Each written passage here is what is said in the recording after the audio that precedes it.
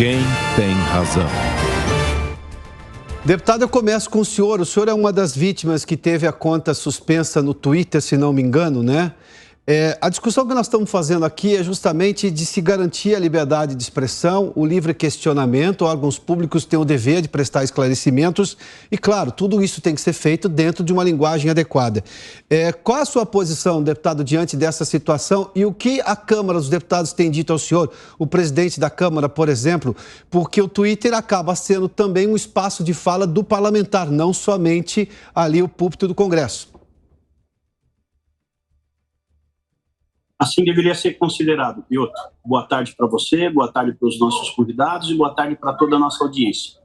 Como eu me sinto hoje, inconformado ainda com isso, até porque a Câmara não tomou nenhuma providência para que isso fosse desfeito, absolutamente. Eles simplesmente fazem de conta que não está acontecendo. Isso é lamentável.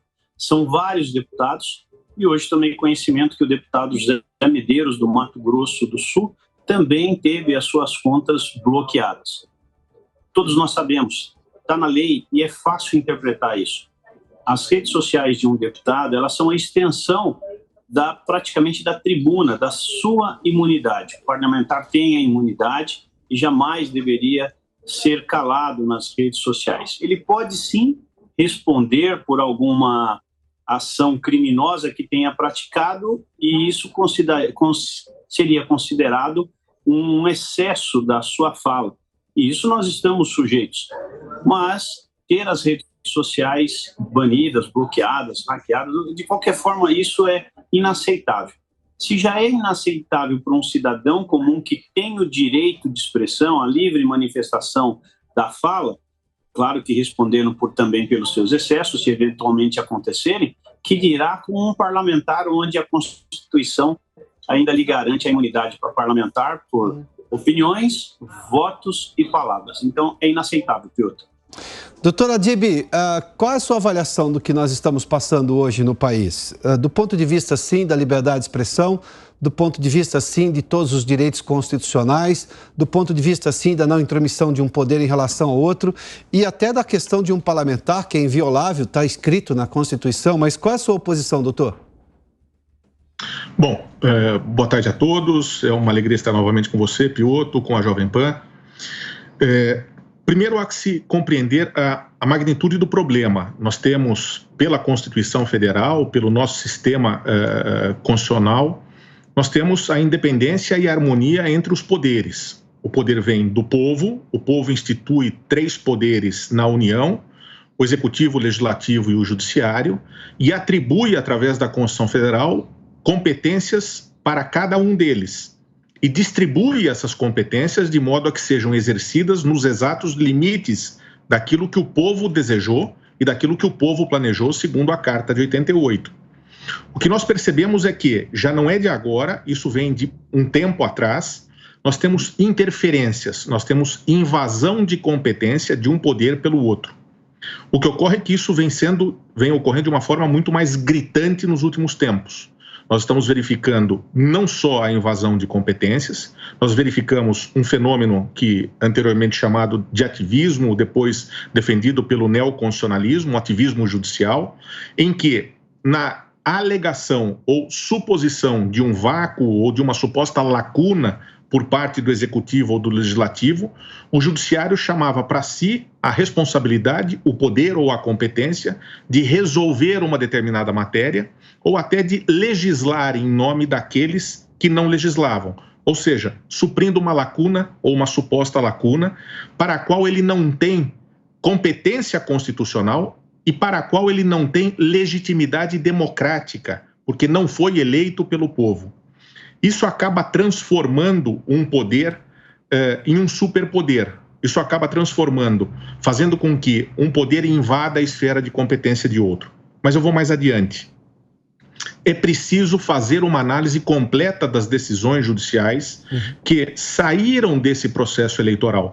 sem dúvida alguma, um processo eleitoral de grandes debates, grandes embates, de notícias falsas de todos os lados, e o Poder Judiciário acabou tomando determinadas decisões que resvalam, sim, na liberdade de expressão. A liberdade de expressão, que é garantida fundamentalmente no artigo 5º da Constituição Federal, dizendo que é livre a manifestação de pensamento, vedado o anonimato, como bem colocou o deputado, no caso dele, com uma prerrogativa essencial, porque ele representa a parcela do povo, ele foi eleito para isso. Ele responde, sim, por excesso praticado ou por crime praticado.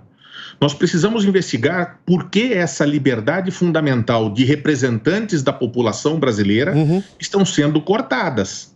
E isso é fundamental que seja explicado, porque, veja, se de um lado nós precisamos garantir a honra, a dignidade, a vida privada das pessoas, de outro lado nós precisamos garantir, utilizando o próprio nome do programa, os prós e os contras, nós precisamos garantir a liberdade fundamental de expressão, principalmente dos representantes da nação brasileira, porque eles foram democraticamente escolhidos por uma parcela da população significativa que levou à urna o seu nome e disse: ele é o nosso representante. E aí eu retorno à Constituição Federal, no seu artigo 1º, que diz, parágrafo único, onde todo o poder emana do povo, que o exerce por meio de seus representantes, sim, ou diretamente em 2 oportunidades. Se o representante do povo, aquele que tem o poder dado de forma democrática, está sendo cerceado, isso precisa ser demonstrado. O motivo, a razão, a legalidade e a constitucionalidade do ato praticado, sob pena de arbítrio. E o arbítrio não condiz com o Estado democrático de direito. É interessante observar também que quando um parlamentar é calado, embora tenha todas essas ilegalidades que o doutor já explicou, são os eleitores dele que estão sendo calados também. E as redes sociais... Porque tem uma coisa, eu vou trazer o Pedro já para o nosso debate aqui. Lá atrás, quando o Supremo começou a discutir se uma ofensa a um juiz numa rede social, seja lá o que fosse, né, poderia ser julgado dentro do Supremo, daí o inquérito do fim do mundo, o Supremo considerou que não importa se está dentro do Supremo, onde ele tinha a prerrogativa de julgar um crime cometido dentro do Supremo, fisicamente dentro do espaço do Supremo. Esse espaço também era o Supremo. Bom, então o deputado que não pode ser calado ali no plenário da Câmara também não pode ser calado na rede social. Eu estou aplicando o mesmo regramento do entendimento do próprio Supremo Tribunal Federal. Me parece que nem isso é possível agora, porque eu estou questionando agora uma decisão. Mas eu só estou usando o mesmo argumento, o mesmo entendimento do Supremo Tribunal Federal, agora só com sinais trocados. Pedro Rabelo está conosco. Na sua opinião, o que nós estamos vivendo? Qual é a sua opinião, você que é especializado nessa área de redes sociais, ou seja, do que a gente está... essa nova lógica de comunicação que é inerente à realidade nossa hoje. Muito obrigado primeiro pelo convite e outro pessoal do debate. O que eu vejo muito claro hoje aqui é que existe um problema com até onde vai a liberdade nas redes sociais, né? E aí tem uma diferença entre Brasil e Estados Unidos, que eu acho que o Brasil trouxe um ponto novo, que já nos Estados Unidos havia essa discussão, mas no quesito até onde as redes sociais poderiam tirar ou não, elas próprias, né, as empresas, uma determinada publicação. Aqui no Brasil, esse debate foi um pouco mais além e está acontecendo uma judicialização dele. A gente vê o TSE entrando aí, principalmente no âmbito político, determinando que postagens podem ou não ocorrer. Então, acho que é um momento muito de a gente perceber até onde a gente acredita que as redes sociais têm a liberdade delas próprias definirem o que elas aceitam ou não aceitam. A gente vê esse caso muito gritante nos Estados Unidos com o Twitter do Elon Musk, no qual ele falou que ele quer uma rede social agora 100% livre, né, onde todos possam opinar, e mais, no caso do Brasil ainda, até onde o Poder Judicial, né, pode entrar para querer bloquear ou não. Então, assim, eu acho que é um momento de discussão muito aflorada, mas a gente tem que perceber que hoje a rede social é quase uma extensão da nossa voz, né, ou da nossa atividade econômica também. Então, que mais que tudo, eu acredito que a gente deveria ter essas regras claras, que não é muito, né? Quando você pega o termo da rede social, é tudo muito ambíguo, fica, às vezes, o próprio funcionário da rede social podendo liberar ou não liberar, e aí a gente vê, claro, algumas tendências políticas ou viés da própria plataforma, como também judicial, que a gente cria no Brasil um segundo critério de o que pode ou não ser publicado, né? Seja no âmbito político, no âmbito pessoal, ou até mesmo no âmbito econômico. Algumas atividades econômicas são bloqueadas nessa hora também. Mas o diferencial entre os Estados Unidos, em que as empresas estavam se questionando qual é o limite delas, claro, a sociedade estava questionando qual é o limite de uma empresa fazer ali, digamos, uma censura nisso ou naquilo, é que você pode reclamar na justiça comum em relação à ação de uma empresa, lá e aqui. O problema é que hoje qualquer questionamento que seja dirigido ao TSE ou ao Supremo Tribunal Federal, está vindo uma punição, e uma punição sem o devido processo legal, com direito à ampla defesa. Deputado, eu quero perguntar ao senhor, quando o senhor foi comunicado, o senhor só foi comunicado e a rede foi tirada do ar, seu perfil foi tirado do ar, ou o senhor teve alguma possibilidade de se comunicar, explicar, ou seja, ouvi-lo em relação ao porquê que o senhor tinha publicado isso ou aquilo? Piotr, eu nem comunicado eu fui. Eu não recebi nenhuma comunicação oficial por parte do Judiciário e, portanto, eu estou apenas aguardando um comunicado de intimação, sei lá, uma notícia.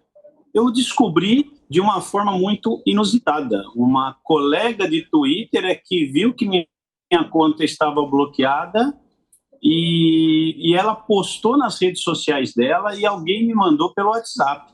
Oficialmente não tem absolutamente nada. Você acessar minha conta do Twitter lá, pode ver que está escrito. Tá. Doutor, eu vou voltar ao senhor agora. Como é que se recorre se não se tem um comunicado oficial? Porque o entendimento de um processo você recebe uma intimação, tem uma explicação e depois, obviamente, a pessoa vai lá e recorre de acordo com a lei, dentro do procedimento da lei. Doutora Adib, como é que se faz um caso como esse? Recorre-se a quem? Como é que se consegue manter-se ou questionar aquela ação contrária àquela pessoa ou reclamar seus próprios direitos? Piotr, eu gosto de insistir que não há solução para o nosso país que não esteja previsto na Constituição. Nós devemos insistir, sim, apesar de algumas pessoas estarem descrentes no sistema, apesar de estarem descrentes das pessoas, não haverá solução pacífica para o Brasil fora das regras da Constituição. Temos que respeitar o devido processo legal.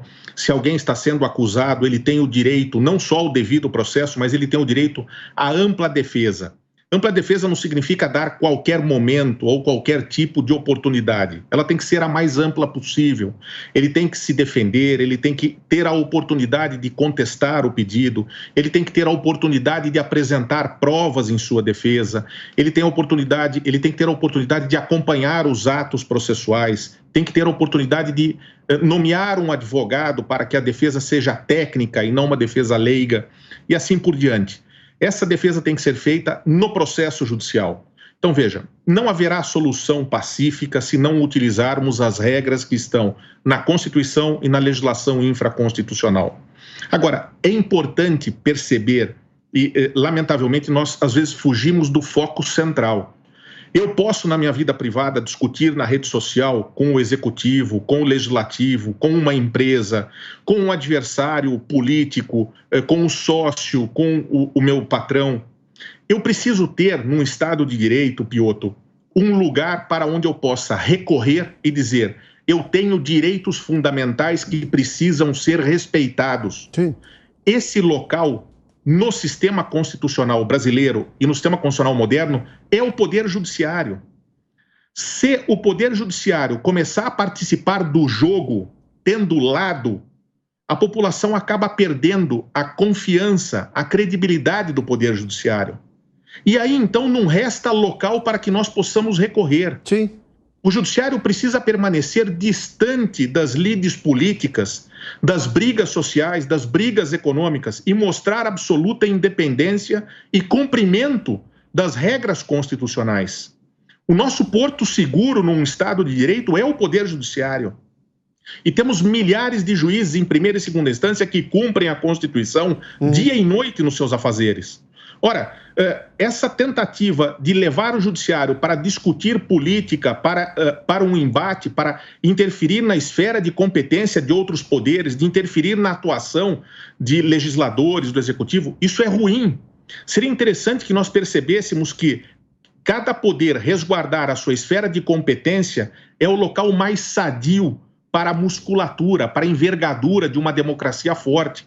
que cada poder exerça a sua competência constitucional.